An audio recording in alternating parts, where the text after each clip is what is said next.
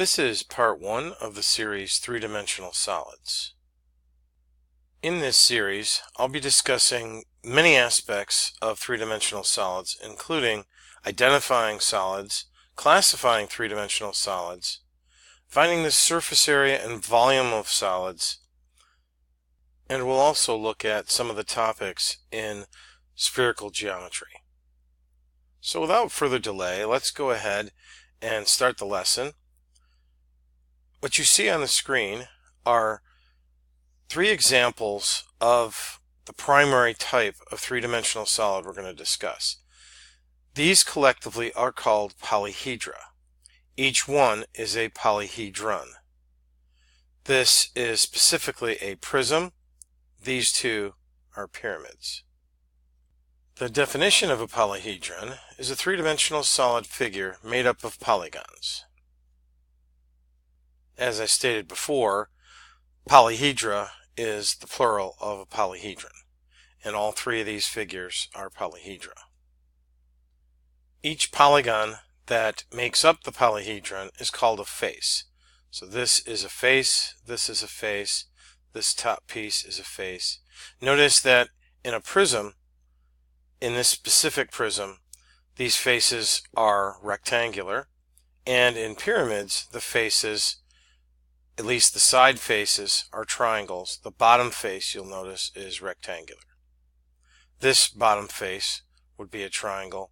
This pyramid would be made up of all faces being triangles. Any place where 2 faces meet or intersect, that segment would be called an edge. So these are the edges of this prism. These are the edges of this pyramid.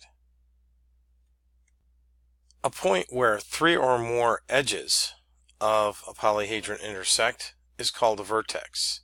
So this would be a vertex, this would be a vertex, this would be a vertex where 4 edges intersect. In contrast to polyhedra, there's a more general form of three-dimensional solid in which the surfaces don't necessarily contain polygons.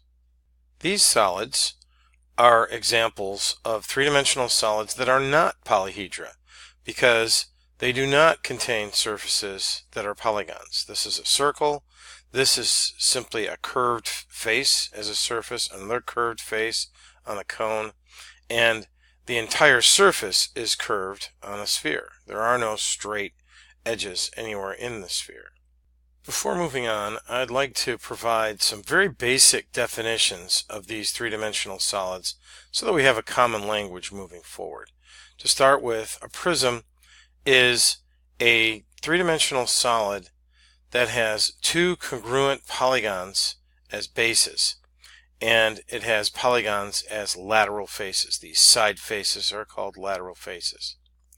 A pyramid is a three-dimensional solid that has 1 polygon for a base, and all the lateral faces intersect at one point called the vertex. So these 2 are pyramids.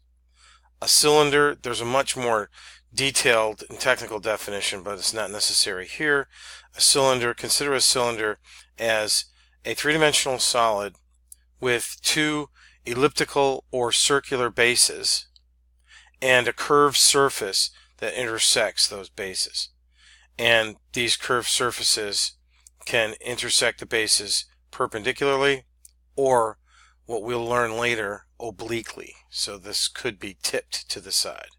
Same thing with a cone. A cone has 1 elliptical or circular base, and the curved surface, or the nape of the cone, that's N-A-P-E, this side surface is called a nape, intersects at one point called the vertex of the cone, and this vertex, a line through this vertex to the center of the base of the cone, could be perpendicular, making it a right cone, or it could be moved off to a side, making this an oblique cone. And a sphere is just basically the set of all points in three-dimensional space that are equidistant from one point called the center. So that's, in essence, a sphere. It's just one continuous surface. So I just wanted to provide that so that we have a common language moving forward. Now we're going to go ahead and classify different types of polyhedra. At the most fundamental level, polyhedra are classified by the shapes of their bases. So to name a particular polyhedron, we would determine first, is it a polyhedron or is it just a three-dimensional solid? If we've determined it is a polyhedron, we would determine if it's a prism, that is, does it have two congruent bases, or is it a pyramid?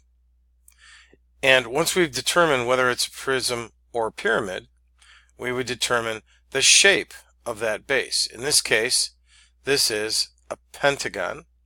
So this solid would be named a pentagonal prism.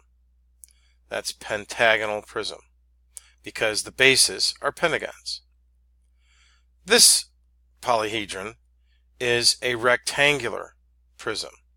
Now, rectangular prisms, you have to exercise caution, because you could, depending on its orientation in however you drew it or whatever picture you see, you could take any of these congruent opposite parallel faces as bases. In this case, we're going to use the convention that the bottom and top will be our bases. There may be some exceptions to that rule, but in essence, we're going to consider this a rectangular prism because this is a rectangle and this is a rectangle. These side faces would be called lateral faces.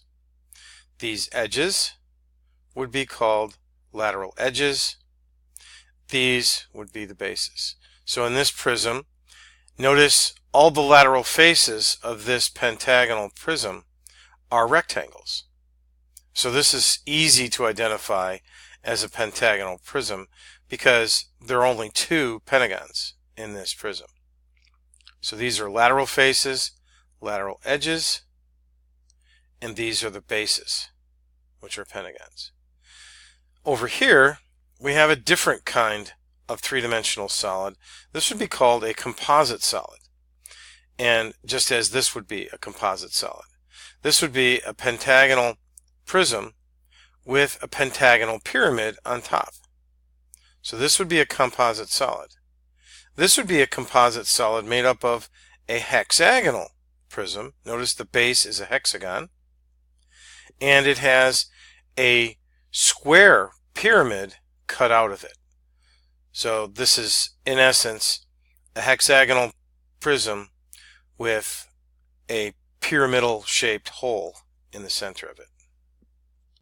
Now this solid would be different than all the others in this image because it's not a polyhedron. Here we have a curved surface. So that makes it not a polyhedron, but it has a rectangular shape at the top. So we could call this a truncated cylinder, or we could use its more formal definition, a horizontal cylindrical segment.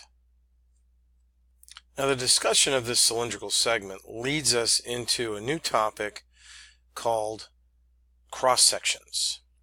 And we're going to investigate what happens when we slice these different shapes with planes.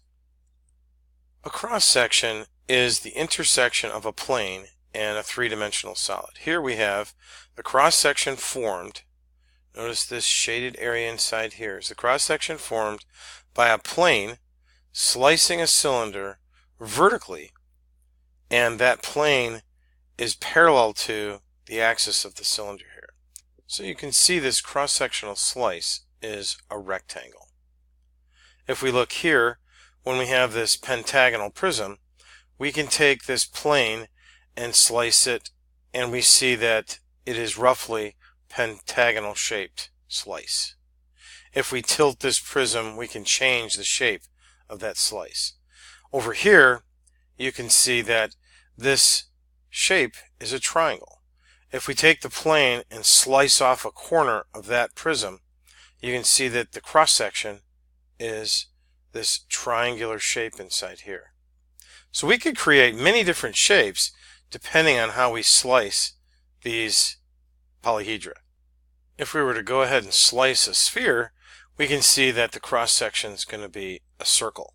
No matter how you slice this thing, Just the only thing that's going to change is the radius of the circular slice or cross section of that sphere. Taking cross sections of this sphere brings us to a very important branch of mathematics called conic sections. And we're going to look at what happens when we take cross sections of cones. Here we have several cones that are being sliced by a plane at various angles. And as you can see, there's a great diversity in shapes that we generate here. In this particular case, when we generate a slice of a cone where the plane itself is not parallel to the base of the cone, it creates an ellipse. When the plane is parallel to the base of the cone, it creates a circle.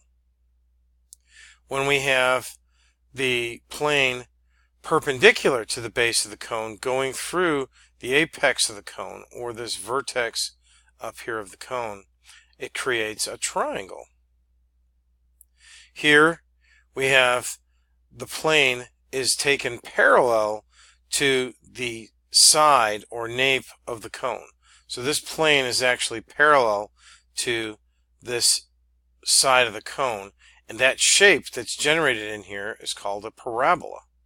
In this case, we have a parabola pointing downward.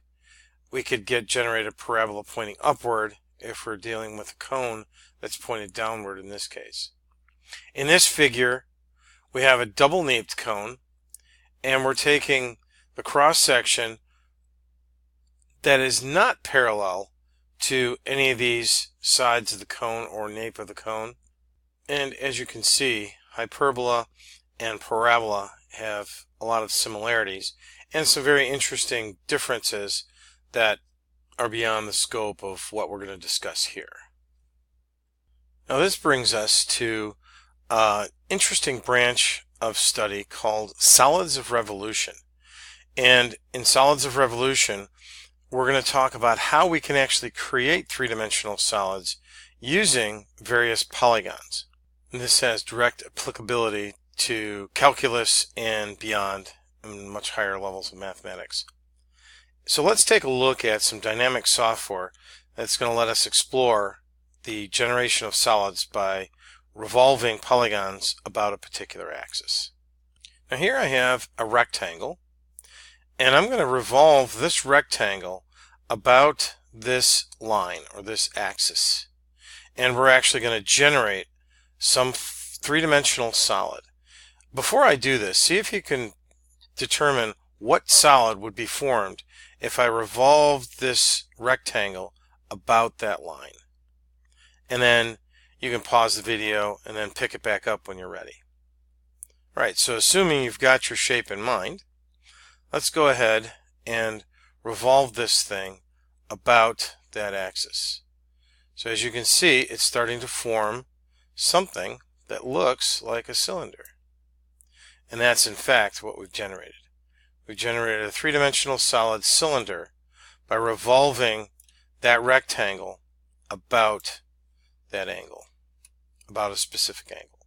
So we can generate a cylinder revolving a rectangle. Let's go ahead and take a look at what happens when we generate a solid by revolving a different shape. Here I have a triangle, a right triangle. We're going to revolve that around this axis. See if you can determine what shape that's going to be. And let's go ahead and revolve it. And as you can see, it creates a cone. Now this creates a very powerful idea that we can generate all different types of solids depending on what curve we're rotating. Let's go ahead and rotate a generic curve. Here I have this strange little curve. See if you can figure out what that guy's going to create. Let's go ahead and rotate it. And it creates this heart-shaped thing, this cardioid type figure. So this is a very powerful mechanism that you'll explore later on when you get into calculus and beyond. I'm going to go ahead and wrap up this part of the series, and we will pick up the next part of the series with the next concept, and I'll talk to you in the next video.